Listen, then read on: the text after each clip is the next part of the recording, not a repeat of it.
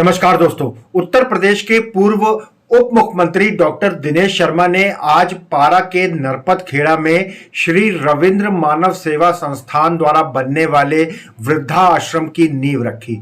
आज इस मौके पर उनके साथ ब्राह्मण परिवार के केंद्रीय अध्यक्ष शिव शंकर अवस्थी, राम जानकी मंदिर के महंत श्री कौशल दास जी महाराज और उनके साथ कई सभासद थे, जिनमें पूर्व सभासद नागेंद्र बहादुर सिंह, रेखा सिंह जो वर्तमान पार्षद हैं, रेखा भटनागर जो वर्तमान पार्षद हैं, और भी बहुत सारे ब्राह्मण परिवार के लोग यहां मौजूद थे। दोस्तों, आपको बता दें, ये एक ऐसी कहानी है जो बहुत कम फिल्मों में तो अक्सर देखी जाती है, लेकिन हकीकत में बहुत कम साकार होती है।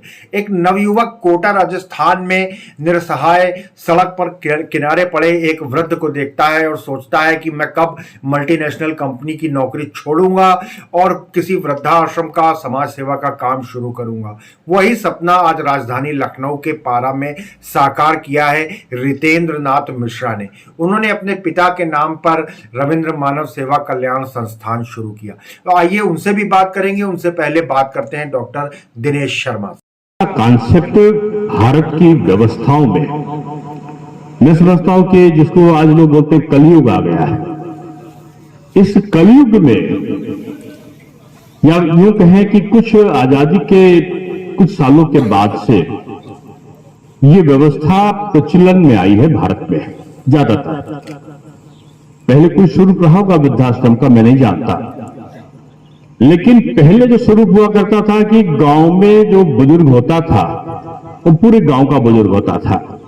किसी का दादा होता था, किसी का काका होता था, किसी का चाचा होता था, किसी का पिता श्री बाबूजी होता था, माता जी होती थी, और पूरा गांव अपने बुजुर्ग को सम्मान देकर सम्मानित हुआ करता था। अब इनकी सेवा मैं क्यों करूं? और वो उठाता है और सीधे वृद्धाश्रम में डाल देता है।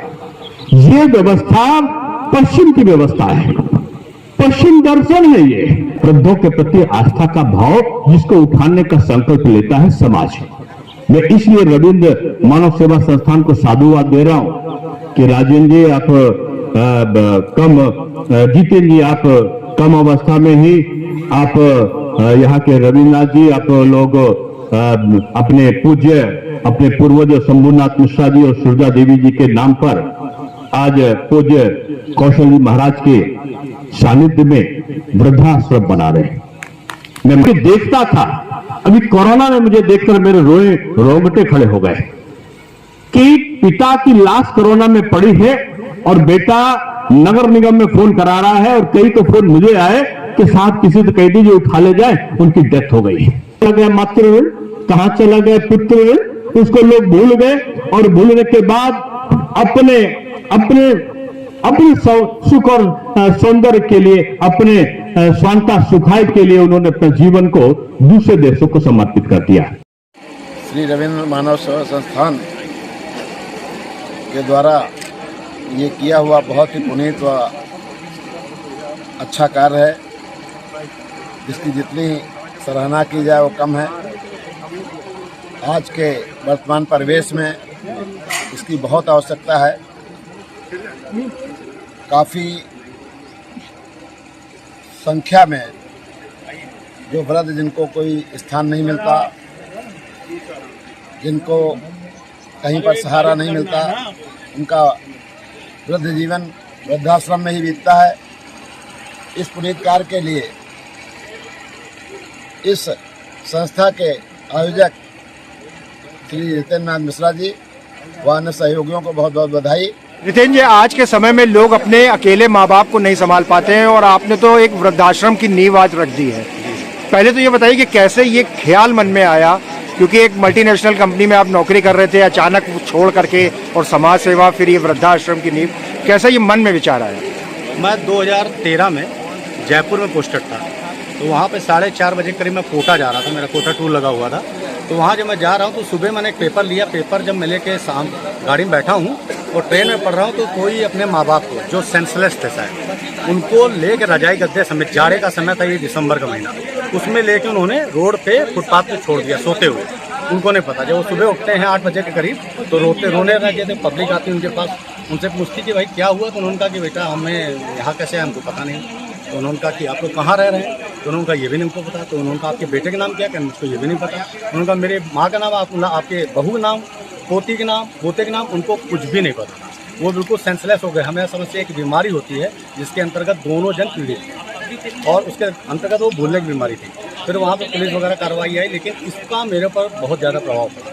मैंने कहा कि अगर मेरा ट्रांसफ़र किसी कंडीशन से लखनऊ हो जाएगा तो मैं सबसे पहले जाके एक NGO बनाऊंगा। उस NGO के द्वारा वृद्धाश्रम का निर्माण करके उसमें ऐसे बुजुर्ग जो किसी कारणवश से या माँ बाप बच्चों की लापरवाही से या और किसी भी कारण से लेट होते हैं, उनको इस तरीके से प्रॉब्लम आती है, उनको हम अपने आश्रम में रखें। एनजीओ ने आज तक आपके क्या क्या काम किया है? NGO ने हमारे, आप देख ही रहे हैं पीछे बहुत सारी चीज़ें हैं। ये NGO हमारा हर संडे को अभी आपका वहाँ पे KGMU में परमिशन के साथ, विभाग के परमिशन के साथ हम लोग 500 लोगों को खाना बांटते हैं। कौन? वो जो मरीजों के साथ में आए, जिन मरीजों की सेवा नहीं हो पा रही या कैंसर पीड़ित हैं, बहुत सारे ऐसे लोग हैं जिनके साथ 5-5, 6-6 लोग आ रहे हैं। तो एक आदमी मरीज के साथ 5 लोग खाना कहाँ से जाएंगे, क्या व्यवस्था करेंगे? उनकी कोई व्यवस्था नहीं। छोटे छोटे बच्चे हैं, बहुत सारे हमारे वीडियो चल रहे हैं यूट्यूब पे, आप अगर देखेंगे तो उन बच्चों के हम लोगों ने पूरी न्यूज़ डाली कि कैसा क्या कर रहे हैं। तो वो लोग हम लोग को बता रहे हैं कि भैया हम लोग आज खाना नहीं खाए हैं, हम लोग एक टाइम खाना खाते हैं, एक टाइम पानी पीते हैं और रात में खाना खा के सो जाते हैं, और एक थाली में हम लोग 2 लोग खाते हैं या 3 थाली में 5 लोग खाते हैं। इस टाइप की प्रॉब्लम आ रही है। इस वृद्धाश्रम की बात करें तो कितने स्क्वायर फीट में ये बनेगा और क्या क्या सुविधाएं यहाँ होंगी? लगभग 5000 स्क्वायर फीट का भी बनवा रहे हैं हम लोग। इसमें हम लोग बुजुर्गों के साथ से जो डाइटिशियन वगैरह रहते हैं, डाइट रहती है, वो डाइटिशियन के अंतर्गत हमारे योगा टीचर हैं रमेश अधिकारी, उनके द्वारा योगा उनको सिखाएंगे। उसके अलावा हमने उनके सुबह के लेके शाम तक का पूरा दिनचर्या बनाया। 6 बजे उनको उठा के योगा करवाना, 7 बजे मंदिर अगर बन रहा है या वो जिस भी धर्म के जात के हैं उसके अपनी प्रेयर करना, भगवान की पूजा अर्चना करना, ताकि उनके अंदर समाज की स्थिति के बारे में जानकारी भी रहे।